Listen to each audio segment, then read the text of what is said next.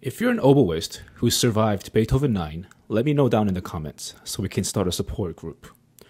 So I just finished performing Beethoven's Symphony No. 9 last night, and I thought it might be fun now that I've recovered to share a few thoughts about the experience, specifically from the slightly panicked, heavily swabbing perspective of the oboist.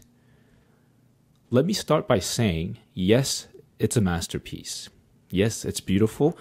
Yes, it's powerful and historic and all the big words you hear in music appreciation class. But also, it's 70 minutes long. 70. With no intermission. For us wind players, that's not a concert. It's an endurance sport. Before we even started rehearsals, I made one very important decision. I requested an assistant. Our amazing assistant principal oboist was kind enough to help me out because once the piece starts, I basically don't get a real break until the third movement. That's over half an hour of sheer survival mode. The first movement begins, and right out of the gate, Beethoven is like, hope you're warmed up. You're either holding a soft note for what feels like forever, 20 bars or something like that, or blasting fortissimo passages like you're announcing the end of the world or weaving gorgeous lyrical lines, all with no time to swab, breathe, blink, or contemplate your life choices.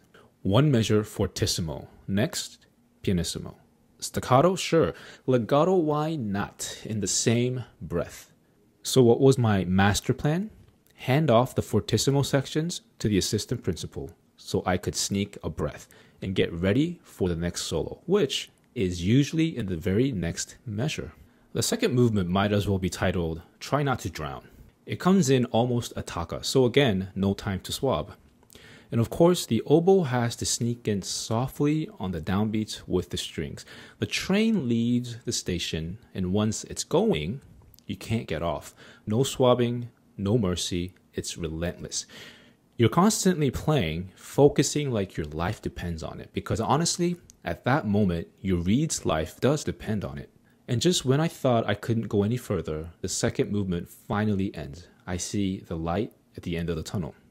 The third movement, the Promised Land, I finally got to sit back for a few moments, swab my oboe, and remember that I do, in fact, enjoy playing music.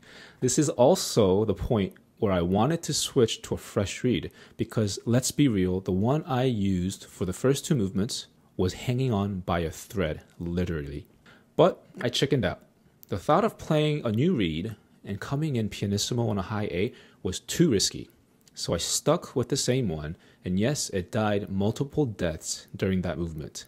Still, the third movement is absolutely gorgeous. It flows so naturally with harmonies that make your heart melt a little. It's one of those rare moments where the music sort of plays itself, assuming your reed hasn't betrayed you. And then the finale. You know it, everyone knows it, Ode to Joy and all that. But before we get to the famous choral part, Beethoven decides to bring back every difficult element from the earlier movements, as if to say, hey, remember this, Nightmare?